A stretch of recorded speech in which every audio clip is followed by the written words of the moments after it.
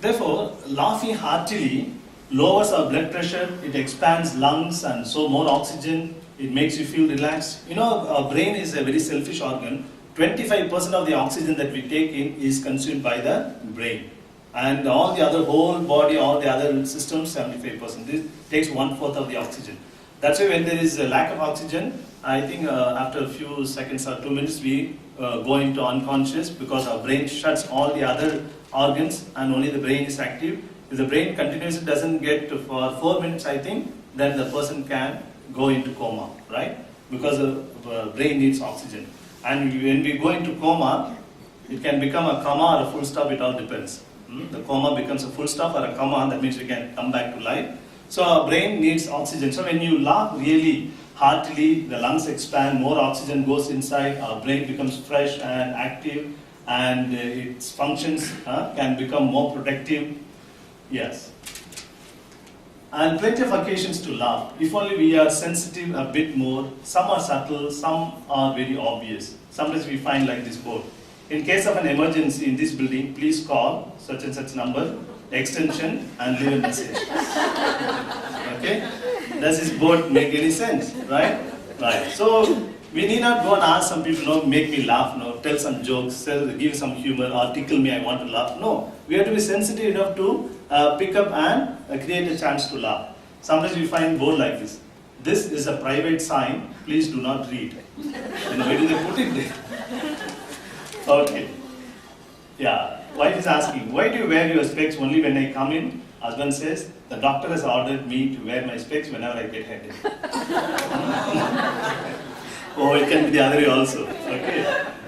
Wife is asking, why are you home so early? My boss told me to go to hell.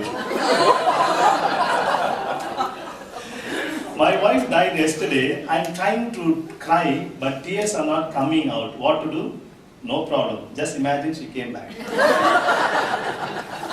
It can be the other way also. Alright? Okay. So far I have been supporting only women. Let me support men also sometimes. Okay, husband is asking, do you know the meaning of wife? W-I-F-E means without information, fighting every time. That's what the wife does. But the wife is more clever. She says, with idiot forever. Okay. So this sense of humor is very important, very essential in life. You know Mahatma Gandhi, our national father of India, and he's a great Mahatma, great spiritual man and great leader. He said, but for the sense of humor, I would have committed suicide long back, he said. And that is true, maybe in most of our cases also. But for the sense of humor.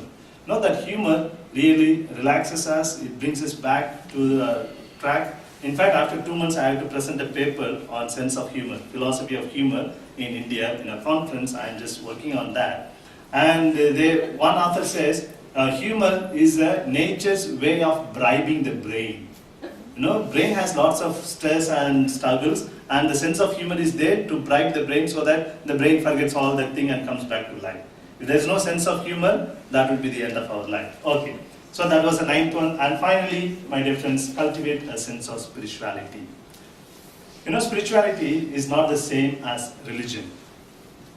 Not a guarantee that all religions have it or all religious people have it. Spirituality is different from religion. Religion may help you to acquire spirituality, but spirituality is different from religion because religion is confined to the sacred books or the places of worship or the rituals, the rites, etc. It's okay, we need, but all these things must help us to have a sense of spirituality. And there are people who are really spiritual, they may not follow any religion as such. So today what we need perhaps more is spirituality, not just religion. The other day when I spoke about science and faith, Paul Davies, a great Nobel laureate scientist, physicist, says, science offers surer path to God than religion. Today, unfortunately, we find lots of violence and divisions, bloodshed and killing, murders in the name of religion, in the name of God. But all these people don't have spirituality. They may have many religions. Today, what we need is spirituality. This spirituality will help us to learn to let things go. It's very, very spiritual notion. Learn to place things in a larger and truer perspective. Oftentimes we have narrower perspective in life, and we have imagined perspective in life, and we have false perspective in life, and that gives us lots of problems. A real sense of spirituality will enable us to keep things in a larger perspective and truer perspective. Psychological immune power, neither joy nor sorrow is going to be with us too long. Sometimes we think this thing should happen in my life, then I'll be the most happiest person. I must marry this man or that woman, then that is the real paradise for me. You marry him, marry her, 1 month, 2 months, 3 months, all your joy will go. Again we'll be back to the square one. Similarly, I'll be thinking this should not happen in my life. I really detest, I'm really frightened. If I think of that, my hands are shivering. That should never happen in my life. Okay, it might happen. You may be really suffering for 1 month, 2 months, 3 months. Then again you'll be back to your normal life. So that is called psychological immune system, immune power. So nothing will keep us joyful forever. Nothing will keep us sorrowful forever. Realize that these two will pass away. And really that's a sense of spirituality. These two will pass away. Yeah. And when we speak about spirituality, we need to realize a spirituality which is developed when we are young, when we are at our youth. The spirituality that comes only when we are old age, that's need not be a genuine spirituality. Because the spirituality that we acquired when we are old, it is a result of our fears. Fears of many things. Fears of loneliness, fears of illness, fears of death, fears of hell. And that spirituality need not be the real spirituality. So the spirituality must be developed when we are young. Unfortunately, not many young people are here, but still you can communicate this to them. Because if you don't have the taste for prayer, taste for God, taste for spirituality when we are young, when we grow old, we may not think even that turning to God is an option. We may turn to drugs, we may turn to alcohol or sex, pleasure, things like that. Turning to God is an option that we will not even know if we don't have the experience of God, experience of spirituality when we are young. This always I insist upon when I talk to youngsters and college students. And this meditation activity, observe total silence of the body, mind and spirit. The silence is really killing. We are afraid of silence, but the silence is very, very essential. Silence is needed for growing in our knowledge, to grow in science. For instance, Isaac Newton, they say the apple fell on his head and he thought about it, why the apple should come down instead of going up. So he spent time in silence, and that was a very fruitful, productive silence, right? And so silence is very essential to grow in our knowledge, in our relationship, in our spirituality. And only when we are really silent, the truer self comes to the surface. And because we are afraid of silence, we see to that some noise or other will be always there. Either our television set is on or the neighbor's television set is on, and some noise. Meditation activity, today the science has proved how the meditation really improves the health of the brain. And mind can control the body. Yes, we'll just move the next one. I want to show that clip for 5 minutes. Breathing and visualizing exercise. Yes. The power of mind over body. You can take that clip. It is by the Dr. Lisa Rankin. You can take down this name. You can go to the YouTube also. We'll just play 1 or 2 minutes to find out what she's telling us. There's something called placebo. Placebo is medicine. Is given. It's only an apparent medicine. It's not real medicine. And yeah, you can play. And it may be just distilled water, but if the person is really convinced of that, having a positive attitude towards it, that distilled water can cure the person. Opposite to placebo is nocebo, N-O-C-E-B-O. That is the other way. When my mind is controlled or mind is fixed on particular thing, my body will not heal. Are you able to get that clear? Yeah.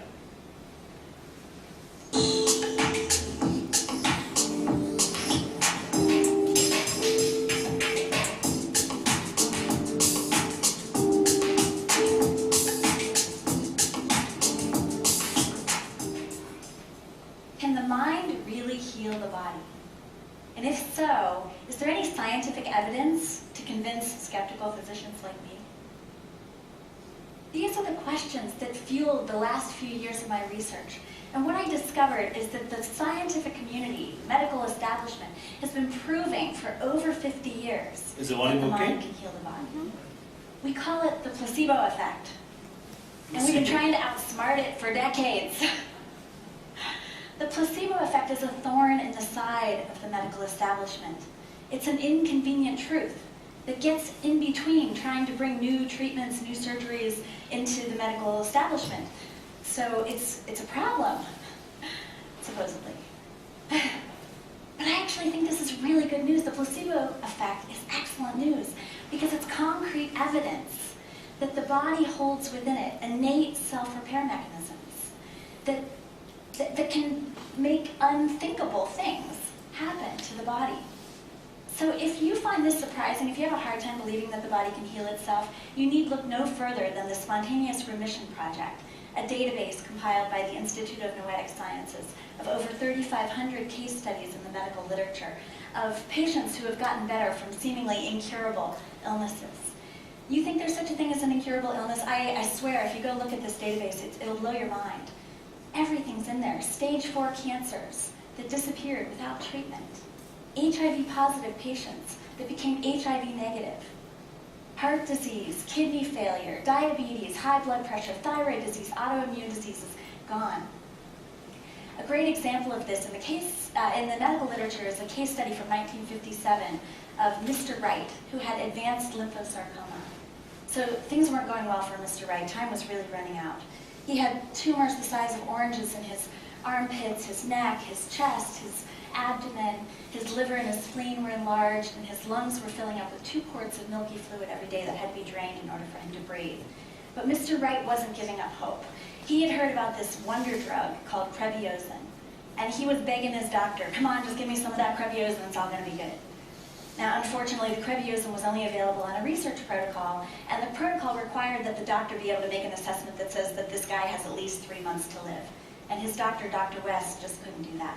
But Mr. Wright was tenacious, and he didn't give up. He kept badgering his doctor. Until finally his doctor was like, okay, fine, I'll give you the Kreviosin. So he dosed him up on a Friday, not expecting that Mr. Wright would make it through the weekend. But to his utter shock, when Dr. West came in to do rounds on Monday, Mr. Wright was up walking around the wards, and his tumors had shrunk to half their original size. They had melted like snowballs on a hot stove, and 10 days after getting the Kreviosin, they were gone. So Mr. Wright was up rocking and rolling, like praising Kreviosin as the miracle drug he believed it to be for 2 months, until the initial reports came out about Kreviosin that said that it didn't really look like Kreviosin was working so well. And Mr. Wright fell into a deep depression, and his cancer came back. So this time Dr. West decided to get sneaky. He told his patient that, you know, that Kreviosin that you got, that was a tainted version, really not so good. But I got us some ultra pure, highly concentrated Kreviosin. This stuff's got it going on. He then injected Mr. Wright with nothing but distilled water. And once again, the tumors disappeared. The fluid in his lungs went away. Mr. Wright was up rocking and rolling for another 2 months. And then the American Medical Association blew it by publishing a nationwide study that proved definitively Kreviosin was worthless. 2 days later, Mr. Wright, after hearing this news, died. Soon after that, I came across another study in the medical literature that was the stuff of fairy tales. 3 baby girls were born, delivered by a midwife on Friday the 13th in the Okefenokee Swamp near the Georgia-Florida border. And the midwife pronounced that these 3 babies born on such a fateful day were all hexed. The first, she said, would die before her 16th birthday. The second, before her 21st. The third, before her 23rd birthday. And as it turned out, the first girl died the day before her 16th birthday. The second died the day before her 21st birthday. And the third girl, who knew what had happened to the other 2, got wind of that. On the day before her 23rd birthday, she showed up at the hospital hyperventilating, begging them to make sure she survived. She wound up dying that night. These 2 case studies are great examples from the medical literature of the placebo effect and its opposite, the nocebo effect. So Mr. Wright, when he got that distilled water and his tumors melted away, that's a great example of the placebo effect. When you get a seemingly inert treatment, and yet something's happening physiologically in the body such that disease goes away. The nocebo effect is the opposite. So the 3 hexed girls are an example of the nocebo effect, when the mind's belief that something bad is going to happen in the body then comes to manifest. Good, thank you. So We'll the go back to the scientific slides. literature, So you can take down the names, placebo and Journal of nocebo. the American Medical Association. Placebo and Scientific nocebo. And these are the 2 things. And even without getting any medication, one can get healed. At the same time, if the mind believes that you are already doomed, you can really get doomed. So that is the thing. Yeah. Next slide. So the need and relevance of silence today, as I already said. Next. Tension is a common word today. Burning both ears. You know, one fellow went to the doctor with ears burned. And the doctor said, how is it got burned? You know, when I was ironing this morning, the telephone rang by mistake. Instead of telephone, I put the iron box. But how is it the other ear also burned? Yeah, when I didn't get it here it properly, I put it here also. Okay. So silence is not silent. And we are afraid of it, so we avoid silence, but in silence only we really grow and come to know about ourselves. Yes. And in short, let us work for spirituality that comes in our youth, not in our old age, I explained earlier. Spirituality that would keep us virtuous, and therefore we can be free from anxiety. When we are virtuous, there is no place for anxiety. Yeah. And spirituality that would keep us wise, and we are free from perplexity. When there is wisdom, there is no confusion, perplexity. Yes. And let us work for spirituality that would keep us brave, so that there is no room for fear. And spirituality that would keep us faithful, so that we may not lose meaning in life. No, meaninglessness and faithlessness both go together. When there is faith, there is always meaning in life. And finally, my dear friends, what is it? The good thing of any bad thing? Please don't press the next slide, huh? Please wait. The good thing of any bad thing and the bad thing of any good thing. Can you think of it? If you say it correctly, for Iqbal will give you a prize. Any guess? The good thing of any bad thing. Whatever bad thing you think of it, the goodness of that bad thing. And the bad thing of any good thing. Do I sound like a philosopher? Yes. Pardon? They'll end. It land. They'll end. It will end. Good, good, correct, exactly. Yeah. Next slide. Both have to come to an end. That's the good thing of a bad thing and the bad thing of a good thing. I think he deserves a good applause. Okay? For example, if you think that my talk presentation has been good, the bad thing about that good thing is it has to come to an end. Or the other way, if you think that my presentation has been very bad, the good thing about that presentation is that it comes to an end. That's how practical we are? Yes. And therefore, finally, stop stressing, start living. Thank you very much.